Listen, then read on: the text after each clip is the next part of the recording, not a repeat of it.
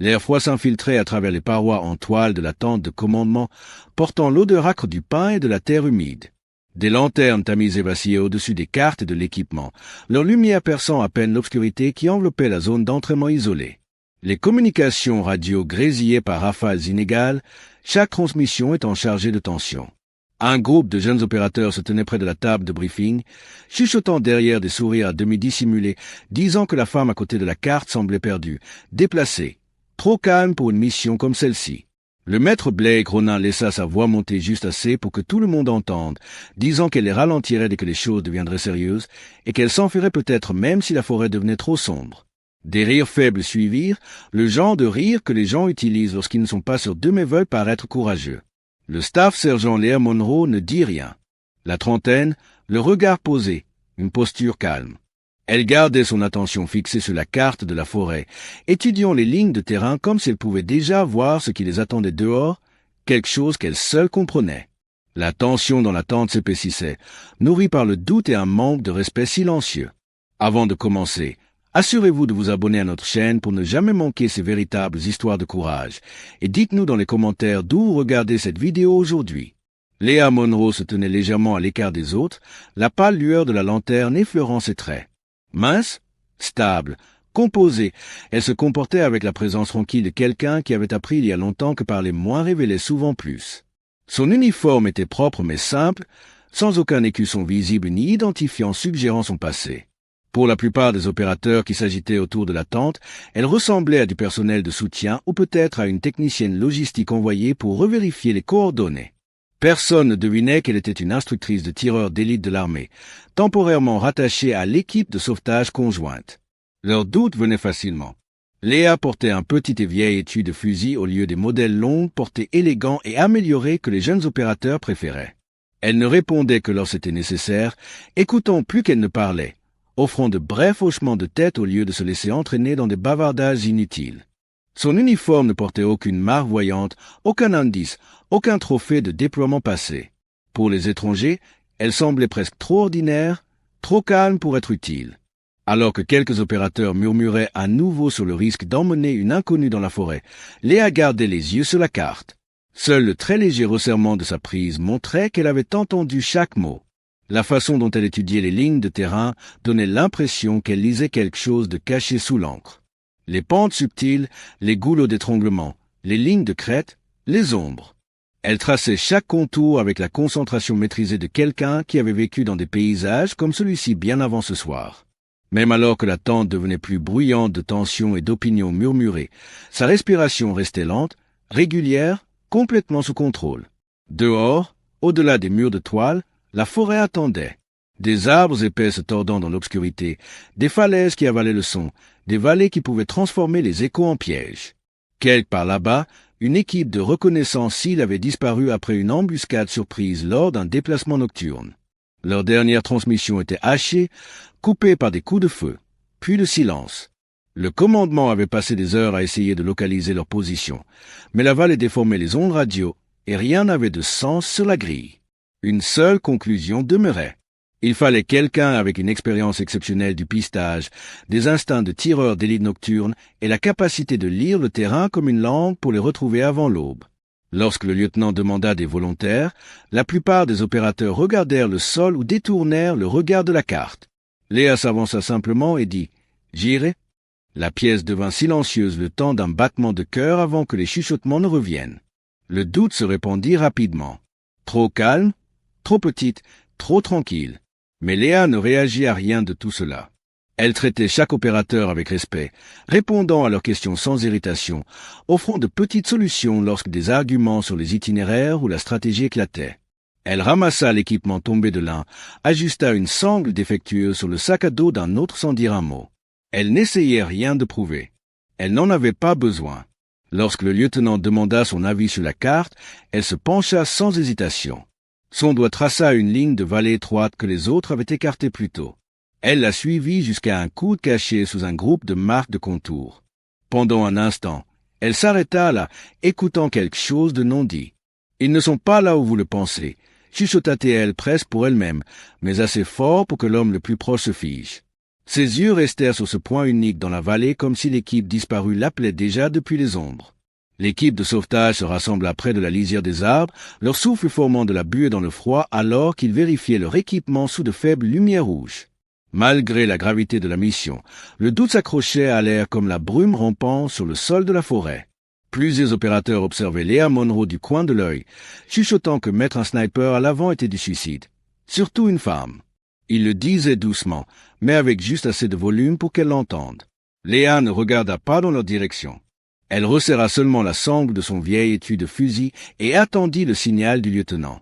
Blake Ronin s'approcha avec un sourire narquois, les mains posées sur son gilet. « Tu as déjà guidé une équipe à travers une forêt sombre avec des tireurs qui te chassent ?» demanda-t-il, sa voix portant à travers le calme. Léa leva les yeux, calme et contrôlée. « Plus que tu ne le penses ?» répondit-elle doucement. Le rire revint dans le groupe, mais ce n'était pas le genre confiant. C'était mince, mal à l'aise, une tentative de repousser la nervosité. Le lieutenant donna le signal d'avancer, et ils entrèrent dans la forêt en file indienne. La canopée avalait la majeure partie du clair de lune. Les pas craquaient sur les feuilles gelées. La brume s'épaissit jusqu'à s'enrouler autour de leurs jambes comme un courant froid. Les radios crachotèrent, puis devinrent clairs, puis crachotèrent à nouveau. Il ne fallut pas longtemps pour que les doutes refassent surface.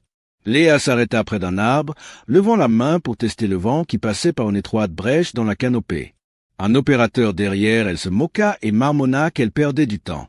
Un autre argumenta contre son itinéraire recommandé, insistant sur un chemin plus direct jusqu'à ce que le lieutenant intervienne et leur ordonne de suivre son exemple. « Qu'auriez-vous fait à ce moment-là » pourrait demander le narrateur. Auriez-vous gardé le silence ou l'auriez-vous défendu? Les murmures remplacèrent les blagues, puis le silence se resserra autour d'eux comme une corde. Léa gardait sa concentration sur les ombres devant elle. Elle ne tressaillait pas lorsque des branches craquaient au loin, ou lorsque des échos rebondissaient étrangement entre les lignes de crête. Elle se déplaçait avec le rythme régulier de quelqu'un qui lisait le terrain aussi naturellement qu'il respirait. Lorsque le premier signe de danger apparut, il était petit et glaçant, un gant unique gisant sur le givre, du sang tachant le tissu. Le lieutenant s'agenouilla à côté, reconnaissant le gant comme appartenant à l'un des membres disparus de la reconnaissance île. La forêt sembla se refermer sur eux, la brume devenant plus lourde, plus froide. Un instant plus tard, de faibles coups de feu retentirent au loin, délibérés, espacés régulièrement. Léa inclina légèrement la tête, écoutant avec la concentration aiguë de quelqu'un mesurant la distance et le rythme. « Ce n'est pas aléatoire » murmura-t-elle. « C'est un modèle. C'est un schéma » la contredit immédiatement Blake. Toutes les recrues pensent entendre des schémas. Mais Léa ne répondit pas. Elle ajusta simplement sa prise sur son étui de fusil et continua d'avancer plus profondément dans la forêt. Les minutes passaient, la tension montant à chaque pas. Le sol s'inclinait vers le bas, glissant de feuilles et de racines cachées. Alors que l'équipe approchait d'un goulot étroit entre deux groupes d'arbres épais, Léa ralentit. Elle fixa l'avant, sa posture immobile mais alerte. Sans tourner la tête, elle chuchota un seul mot. « Gelé ?» Toute l'équipe s'arrêta instantanément.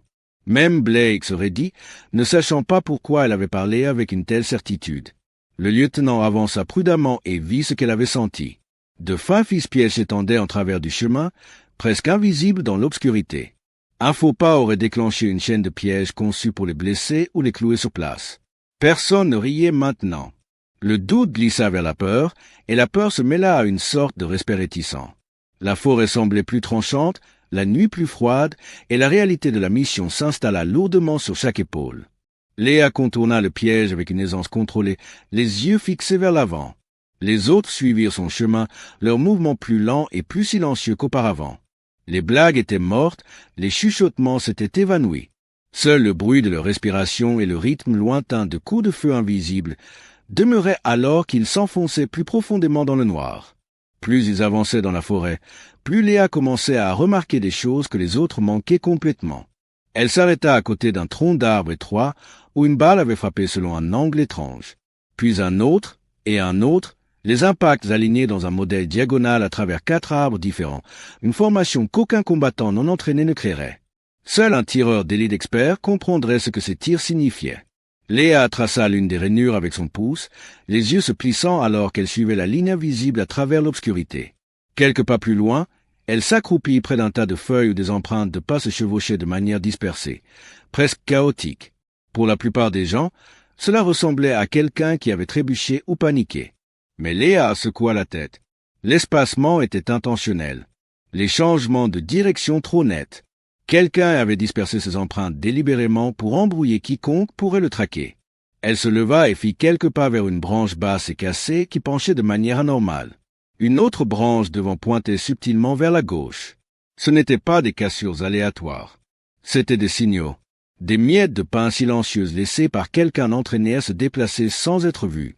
Elle s'arrêta à la ligne des racines d'un vieux chêne et s'agenouilla. Ses doigts effleurèrent une indentation peu profonde dans le sol, encore chaude sous la surface froide. Ils ont riposté, chuchota-t-elle. Les opérateurs échangèrent des regards incertains. Comment pouvait-elle savoir cela à partir d'une bosse dans la terre? Blake la fixait, confus et troublé. Léa n'expliqua pas. Au lieu de cela, elle se leva doucement et donna 3 ordres courts et précis. Lumières éteintes. Décalage à gauche. Pas de parole pour les 50 prochains pas. Sa voix n'était pas élevée. Elle n'essayait pas de dominer qui que ce soit. Pourtant, l'autorité dans son ton ne laissait aucune place à l'argumentation. Le lieutenant hocha la tête immédiatement et les autres suivirent son signal. Les lampes de poche éteignirent. L'équipe se décala silencieusement vers la gauche, plus profondément dans la couverture des arbres plus épais. Blake marmonna dans sa barbe. Qui est-elle vraiment? Personne ne répondit. Même s'il l'avait voulu, Léa avait déjà pris de l'avance. Le suspense s'enroula autour du groupe alors que la forêt commençait à sembler étrangement vivante. Des échos allaient et venaient, des tapotements silencieux, des craquements lointains de branches, de doux sifflements de vent qui auraient pu être des respirations ou des feuilles. Leurs propres pas semblaient trop bruyants en comparaison. Chaque ombre semblait s'étirer et bouger comme si elle les observait. Le pas de Léa ralentit à nouveau. Sa tête se leva légèrement, ses yeux fixés sur quelque chose qu'elle seule pouvait interpréter. Un faible éclat flasha entre 2 branches, un reflet trop droit, trop rigide pour être naturel. Avant que quiconque d'autre ne l'enregistre, Léa leva la main brusquement, signalant de se mettre à couvert. L'équipe se jeta derrière des rochers et des troncs tombés juste à temps. Le lieutenant scanna la zone mais ne vit rien. Léa, cependant, gardait sa concentration verrouillée sur le point exact de l'éclat, lisant les angles et les menaces potentielles. Elle ne cria pas. Elle ne paniqua pas.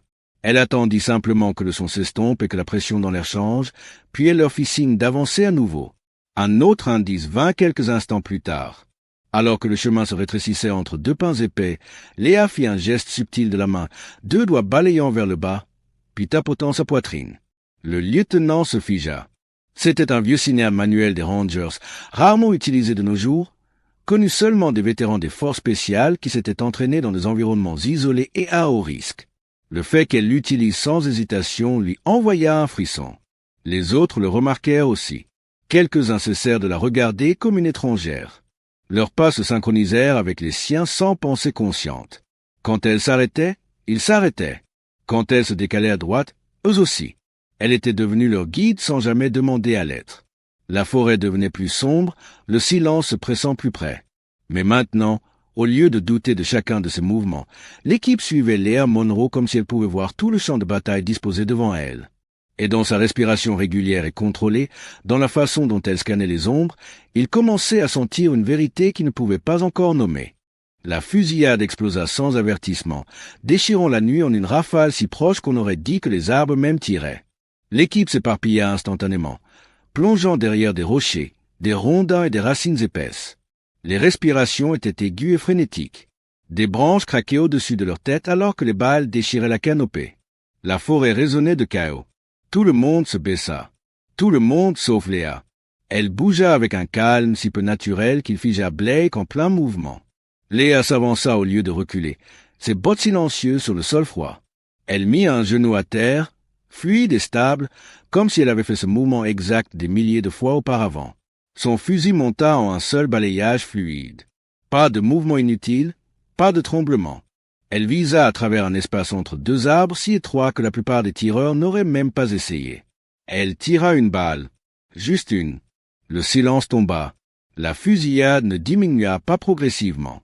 Elle s'arrêta instantanément, comme coupée net par une lame. Même le vent hésita. Les opérateurs se tournèrent vers elle, leur souffle fumant dans l'air froid, les yeux écarquillés. Ce tir avait traversé un espace de la largeur d'un poing, se faufilant entre les branches et touchant quelque chose qu'aucun d'eux ne pouvait même voir. La moquerie s'évanouit. À sa place, la tension, l'incrédulité et un malaise qu'aucun d'eux ne voulait admettre. Léa n'attendit ni louange ni question. Elle dit juste « On bouge » et poussa vers l'avant. Elle suivit un chemin dispersé entre les arbres, lisant des signes que personne d'autre ne remarquait. Une brindille cassée inclinée d'une certaine manière, une éraflure dans la terre indiquant une retraite contrôlée, une faible marque de traînée cachée sous les feuilles. Ce n'était pas un mouvement aléatoire.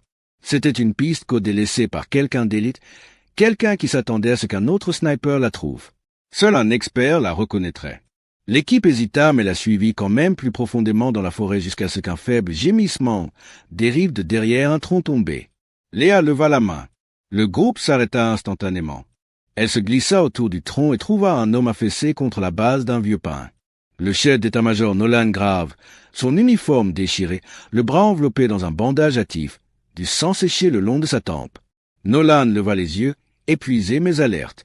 Au moment où ses yeux se posèrent sur Léa, ils s'écarquillèrent d'incrédulité. « Toi, souffla Tei, ils t'ont envoyé ?» Léa hocha la tête une fois. « Indique juste le chemin. » Ce simple échange envoya une onde de confusion à travers l'équipe. Comment un Sil blessé la connaissait-il? Pourquoi disait-il que sa présence signifiait l'espoir?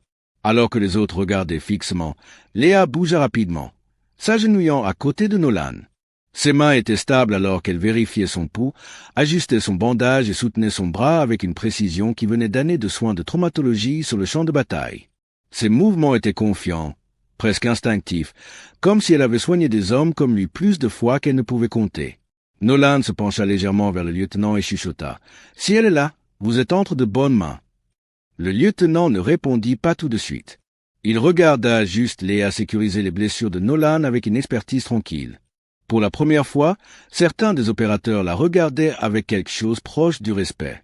Léa finit de nouer une bande de tissu et demanda « Où sont les autres ?» Nolan déglutit. 3 groupes, on s'est séparés après l'embuscade. On les a retenus aussi longtemps qu'on a pu tout en poussant vers les hauteurs. Ils sont encore là-bas, mais ils tiennent à peine. Léa étudia la forêt comme si elle pouvait voir chaque chemin caché. Localisation. Nolan n'hésita pas. Groupe nord près de la corniche rocheuse. Groupe du milieu dans le ravin. Dernier groupe coincé près de la crête gauche, la plus raide. Léa n'ouvrit pas de carte. Elle ne vérifia pas de GPS. Elle hocha simplement la tête, visualisant déjà le terrain dans son esprit. Elle pointa vers la gauche. Le groupe de la crête est le plus proche. On prend celui-là en premier. Le lieutenant s'avança. « Nous ne savons pas combien d'ennemis sont entre nous, et nous nous séparons, » dit calmement Léa. « Vous en prenez 3 par ici. Je prendrai la crête gauche. » Son ton n'était pas forcé, mais il portait un poids que les autres ne pouvaient ignorer. Le lieutenant hésita, tiraillé entre le protocole et l'instinct. Se séparer signifiait un risque. La laisser partir seule signifiait encore plus. Nolan expira et chuchota. « Faites-lui confiance. » Ces 3 mots s'installèrent sur toute l'équipe comme un ordre gravé dans la pierre. Le lieutenant finit par hocher la tête et la forêt autour d'eux changea à nouveau. Ne se moquant plus d'elle, ne doutant plus d'elle, mais regardant comme si elle savait quelque chose. Aucun d'eux ne comprenait encore. Léa se leva, resserra sa prise sur son fusil et se dirigea vers la crête gauche sans regarder en arrière. Léa avança devant le groupe, ses pas silencieux sur le sol humide alors que la forêt s'éclaircissait près de la crête. L'air semblait plus froid ici, plus tranchant, portant la faible odeur de fumée. Elle leva une main, signalant à l'équipe de ralentir. Un bruissement coupa le calme, suivi d'un faible gémissement. Les opérateurs se tendirent, armes levées, yeux scannant les ombres. Une silhouette trébucha pour entrer dans leur champ de vision, se tenant le côté. Un autre Sil, battu, épuisé, mais vivant. Lorsque ses yeux s'habituèrent assez pour voir Léa clairement, il s'arrêta net. Son souffle se coupa et sa voix trembla alors qu'il chuchotait. « Madame, nous pensions que vous étiez partie. » Les opérateurs se figèrent. La confusion les traversa. Pourquoi l'appeler madame? Pourquoi le dire avec ce genre de révérence? Cette incrédulité. Avant que quiconque ne puisse parler, un autre son s'éleva du ravin en contrebas, une voix tendue appelant à l'aide. Le lieutenant signala à 2 hommes de descendre. Quelques instants plus tard, ils émergèrent, soutenant une autre silhouette entre eux. Le commandant Briggs. La terre striait son visage, son uniforme déchiré par la chute, mais sa posture se raidit à l'instant où ses yeux se posèrent sur Léa. Il se redressa malgré la douleur, les épaules tirées en arrière avec un respect instinctif. Le voile de fatigue dans ses yeux s'éclaircit, remplacé par quelque chose de vif et de commandant. Il s'approcha, baissant la voix vers le lieutenant. « Vous marchiez avec le fantôme du col de Merrill. » Le silence frappa le groupe comme une onde de choc. La forêt sembla s'arrêter de bouger. Les radios se turent. Même le vent fit une pause. Plusieurs opérateurs déglutirent difficilement, les yeux s'écarquillant alors que les pièces du puzzle s'assemblaient. Le tir impossible. La piste qu'elle seule pouvait lire. Les SEALS blessés qui la reconnaissaient instantanément. Le vieux signal des Rangers. Le calme sous le feu. La façon dont le commandant, un homme connu pour ne jamais montrer de peur ou d'admiration, la regardait comme si elle portait le poids des légendes. Le respect remplit l'espace où vivait autrefois la moquerie. Léa ne fit aucun commentaire. Elle ne reconnut ni le titre ni les regards. Elle jeta simplement un coup d'œil à la crête au-dessus d'eux, évaluant la distance, écoutant des échos qu'elle seule semblait capable d'interpréter. Puis elle leva la main et leur fit signe d'avancer, calme et stable, comme si la révélation ne signifiait rien du tout pour elle.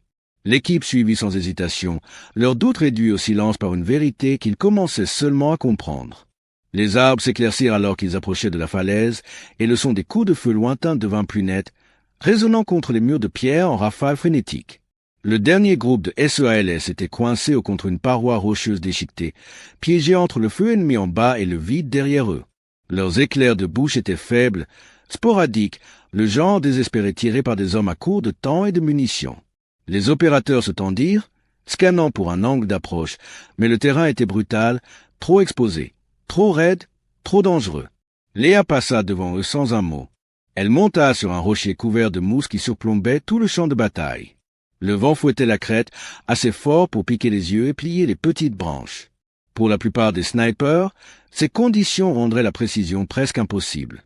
Mais Léa se tenait avec un calme parfait, resserrant la sangle de son vieux fusil avant de s'agenouiller avec une précision minutieuse. Sa posture ne bougea pas, même lorsque les rafales essayaient de la déséquilibrer. Blake la regardait avec incrédulité. Quelques heures auparavant, il l'avait qualifiée de boulet. Maintenant, il pouvait à peine comprendre la stabilité de ses mains.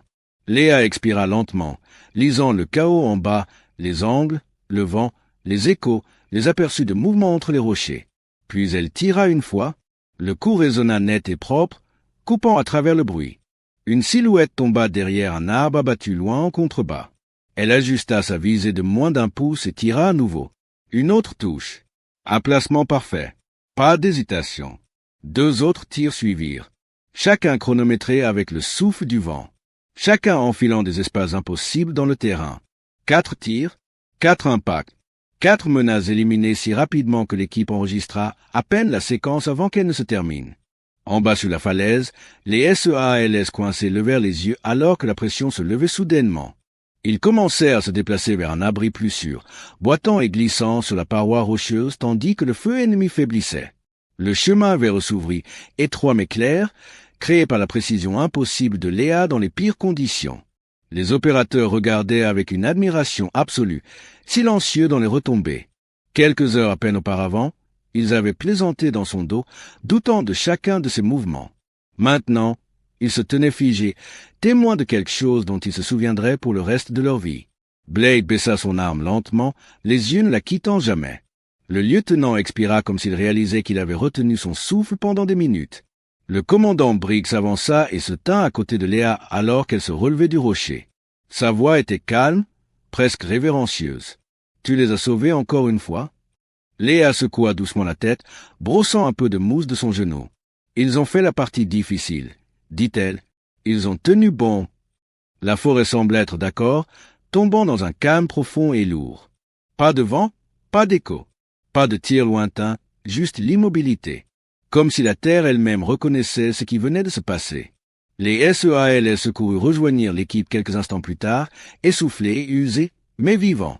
Ils se rassemblèrent autour de Léa sans avoir besoin de parler. Les opérateurs formèrent un cercle plus large autour d'eux. Les mêmes hommes qui avaient ri d'elle plus tôt se tenaient maintenant la tête basse, humiliés par ce dont ils avaient été témoins. Il n'y eut pas d'acclamation, pas d'éloges bruyants, pas de tape dans le dos ou de cris triomphants.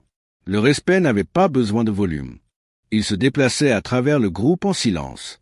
Dans la façon dont les hommes ajustaient leur posture, dans la façon dont ils la regardaient avec une sorte d'incrédulité silencieuse, dans la façon dont personne n'osait interrompre sa respiration régulière. Léa se tenait au centre du moment, non pas fière, ne cherchant pas la reconnaissance, s'assurant simplement que les SEALS secourus étaient stables et comptabilisés. Le vent se leva à nouveau, plus doux cette fois, comme si la forêt avait décidé qu'il était sûr de respirer. L'équipe suivit son exemple, emboîtant le pas derrière elle, non pas parce qu'on ne leur avait ordonné, mais parce que chacun d'eux comprenait maintenant qui elle était et ce qu'elle avait silencieusement porté bien avant cette nuit. Personne ne dit un mot. Il n'en avait pas besoin. De retour à la base, le vent s'était calmé et la nuit semblait différente, plus légère en quelque sorte, comme si la forêt avait enfin relâché son emprise sur les nerfs de tout le monde. Les opérateurs, qui avaient autrefois chuchoté à propos de Léa, s'approchaient maintenant d'elle lentement, presque maladroitement, les yeux baissés dans quelque chose proche de la honte. Un par un, ils offrirent des mots discrets de gratitude, des excuses pliées dans des respirations nerveuses. Blake Ronin, qui s'était moqué d'elle le plus fort, se tenait devant elle avec son casque sous le bras, cherchant les mots justes. Léa lui épargna la recherche. Elle hocha simplement la tête et le remercia pour son rôle dans le retour de tout le monde à la maison. Elle n'accepta pas leur respect avec orgueil ou supériorité. Au lieu de cela, elle redirigea le crédit vers l'équipe, leur rappelant que le sauvetage n'était jamais l'affaire d'une seule personne. « Nous bougeons tous ensemble », dit-elle, sa voix stable. Personne ne traverse des nuits comme celle-ci seule. Les SEALS secourus se rassemblèrent autour d'elle peu après, formant un cercle naturel comme le fait une famille autour de quelqu'un en qui ils ont une confiance totale. Le commandant Briggs garda une main sur son épaule un instant, puis s'écarta pour que les autres puissent lui parler. Chaque homme semblait se détendre juste en se tenant près d'elle, comme si la peur de l'embuscade de la nuit s'estompait enfin en sa présence. Lorsque le lieutenant s'approcha, il semblait tiraillé entre la gratitude et le regret. Avant qu'il ne puisse parler, Léa croisa son regard et dit doucement « Ne punissez personne pour avoir douté de moi. Les gens jugent et qui ne comprennent pas. Son ton n'était pas amer. Il était compréhensif. » Le lieutenant hocha la tête lentement, acceptant sa demande avec un respect silencieux qui n'avait pas été là auparavant. Autour d'eux, les opérateurs changèrent d'attitude, réalisant qu'elle venait de les protéger, même après la façon dont ils l'avaient traitée. Cela les laissa encore plus humbles. Alors que le camp s'installait et que les premières lueurs de l'aube effleuraient le ciel, une douce réflexion s'installa sur le moment. Le courage, dirait le narrateur, n'est pas bruyant. La force n'est pas toujours visible. Et parfois, la personne la plus silencieuse de la pièce porte le passé le plus lourd. Un passé façonné par des batailles menées loin de la reconnaissance, loin des applaudissements, loin de ceux qui ne sauront peut-être jamais la vérité. Certains héros ne demandent jamais de reconnaissance. Leurs actions parlent pour eux. L'histoire de ce soir était un rappel de la façon dont le courage vit souvent dans le silence, dans les mains stables et les cœurs calmes de ceux qui ne demandent jamais l'attention. Léa Monroe a montré que la vraie force n'a pas besoin de s'annoncer. Elle s'élève simplement lorsque les autres sont en danger et tient bon lorsque le doute l'entoure. Sa résolution tranquille a ramené toute une équipe à la maison, et son humilité par la suite a montré la profondeur de son caractère tout aussi clairement que ses actions sur la crête. Si vous avez apprécié cette histoire, s'il vous plaît, abonnez-vous à Cohésion Interne pour plus d'histoires militaires et de vétérans. Ces histoires gardent le courage vivant pour les générations à venir.